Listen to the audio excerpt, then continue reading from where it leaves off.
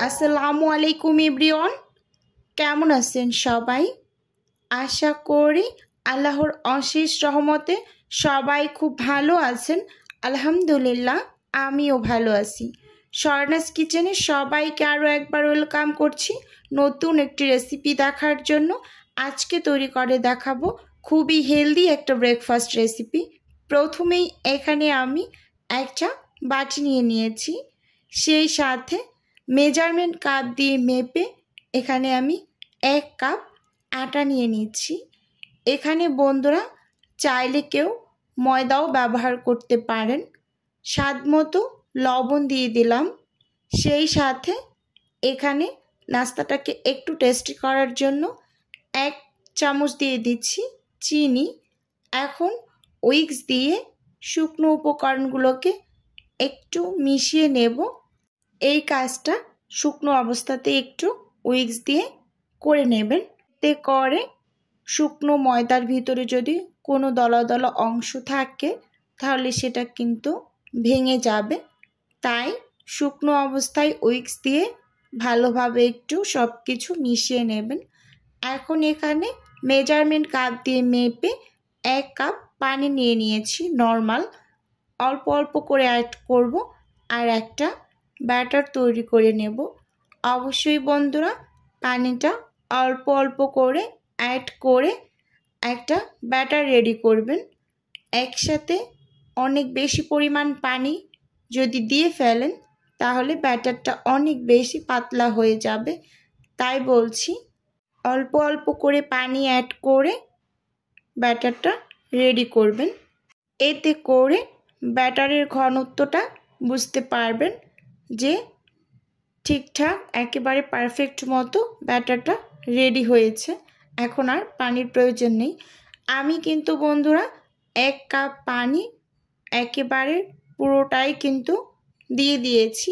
এখন আমি আরও 1 কাপ পানি নিয়েছি, সেখান থেকেও আমি কিছুটা পরিমাণ পানি প্রথম অবস্থায় দিয়ে দিয়েছি।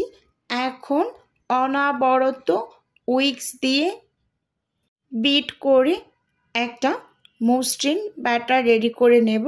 অবশ্যই ব্যাটারটা যত ভালোভাবে রেডি হবে নাস্তাগুলো কিন্তু ততটাই সফট হবে, তাই এদিকে একটু খেয়াল রাখতে হবে। এই যে আমি ব্যাটারটা প্রথম অবস্থায় রেডি করে নিয়েছি। এখন এখানে 1/2 চামচ দিয়ে দিচ্ছি বেকিং পাউডার। আপনাদের হাতের কাছে বেকিং পাউডার বা বেকিং সোডা যেটাই থাকুক না কেন এখানে ব্যবহার করবেন। 1/2 চামচ বেকিং পাউডার হলে আর বেকিং সোডা হলে 1/2 চামচের থেকেও কম পরিমাণ ব্যবহার করবেন। এখন খুব ভালোভাবে নেড়ে চেড়ে একেবারে ব্যাটারের সাথে মিশিয়ে নিয়েছি।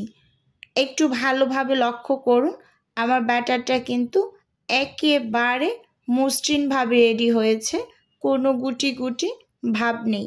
এখন কিন্তু নাস্তাগুলো আমি তৈরি করে নেব। চুলোতে আমি একটা প্যান বসিয়ে দিয়েছি, প্যানটাকে ভালোভাবে গরম করে নিয়েছি আর চুলোর আঁচটা মিডিয়াম টু লোতে রেখেছি। এখন এই যে মেজারমেন্ট কাপ দিয়ে 1-2 কাপ করে কিন্তু আমি ব্যাটার দিয়ে দিচ্ছি। এখন একটু সময় অপেক্ষা করার পরেই দেখবেন নাস্তাটার ওপরে অসংখ্য বাবল ক্রিয়েট হচ্ছে। একটু ভালোভাবে লক্ষ্য করলেই কিন্তু দেখতে পারবেন। এই যে দেখুন কতটা পরিমাণ ছিদ্র হয়েছে। এইরকমই অসংখ্য জালিদার একটা নাস্তা তৈরি হয়ে যায় খুবই কম উপকরণে। আর এই নাস্তাটা এতটাই হেলদি এবং টেস্টি, এখানে কিন্তু কোনো প্রকার তেল ব্যবহার করা হয়নি, তাই এটা কিন্তু খুবই স্বাস্থ্যকর একটা নাস্তা। এই যে দেখুন বন্ধুরা, এই নাস্তাটা কিন্তু রেডি হয়ে গিয়েছে। এখন আমি নাস্তাটাকে তুলে নেব। এটার উপরে কিন্তু আমি কোনো রকমের ঢাকনা ব্যবহার করিনি, এমনিতেই 2.5 থেকে 3 মিনিটের ভিতরে নাস্তাটা একেবারে হয়ে যায়। এখন আমি আরও একটা তৈরি করে আপনাদের দেখিয়ে দেব। এই যে দেখুন, আরও 1-2 কাপ ব্যাটার দিয়ে দিয়েছি। এখন একটু সময় অপেক্ষা করার পরে কিন্তু বাবুল ক্রিয়েট হতে শুরু করবে। ভিডিওর এই পর্যায়ে এসে প্রতিদিনের মতো আমার প্রিয় আপু এবং ভাইয়াদের উদ্দেশ্যে একটাই অনুরোধ করছি, আমার ভিডিওর কোনো অংশ যদি আপনার কাছে একটুখানি হলেও ভালো লেগে যায় তাহলে অবশ্যই আমার চ্যানেলটি সাবস্ক্রাইব করে আমার পাশে থাকবেন। আর ভিডিওর শুরুতে একটা লাইক দিয়ে ভিডিও দেখা কন্টিনিউ করবেন।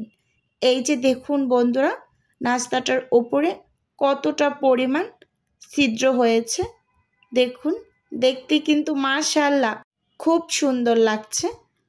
এখন আমি এই নাস্তাটাকেও তুলে নেব। এভাবে করে আমি সব নাস্তাগুলোই এক এক করে তৈরি করে আপনাদের সঙ্গে একটু দেখিয়ে দিচ্ছি।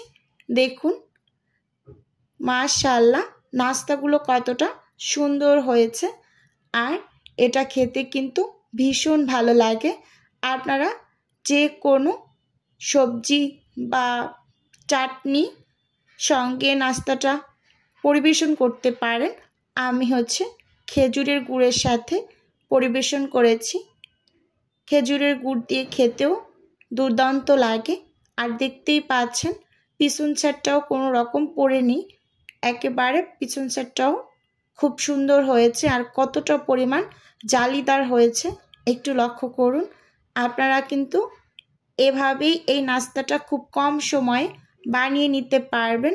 আর খেতে তো মাশাআল্লাহ কি আর বলবো। আর এই নাস্তাটা কিন্তু অনেকটা সময় ধরেই নরম তুলতুলে থাকে এরকম। এখন আমি নাস্তাটাকে খেজুরের গুড়ের সঙ্গে পরিবেশন করে নিচ্ছি। এই যে দেখুন, আমি একটা নাস্তা একটু ছিঁড়ে দেখিয়ে দিচ্ছি কতটা পরিমাণ ফ্লাপি হয়েছে ভিতরটা। দেখুন এটা কিন্তু প্যানকেকের মতো অনেকটা, মাশাআল্লাহ খেতে বেশ ভালো লাগে। আজকের ভিডিও বন্ধুরা এ পর্যন্তই রাখছি। দেখা হবে নতুন কোনো ভিডিওতে, নতুন কোনো রেসিপিতে। সে পর্যন্ত সবাই ভালো থাকবেন, সুস্থ থাকবেন। আল্লাহ হাফেজ। আসসালামু আলাইকুম।